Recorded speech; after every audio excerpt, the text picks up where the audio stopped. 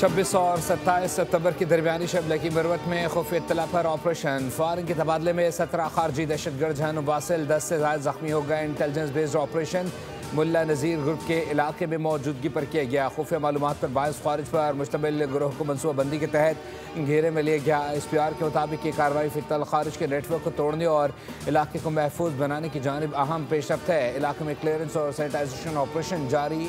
Operation की video भी मंजर आम पर आ गई।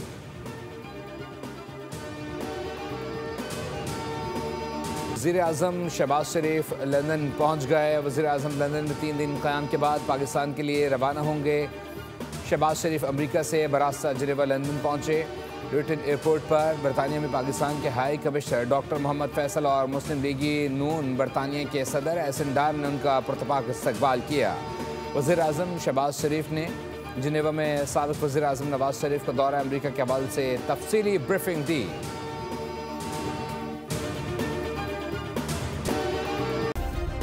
सब्सक्राइब करें और बेल दबाएं ताकि कोई खबर रह न जाए।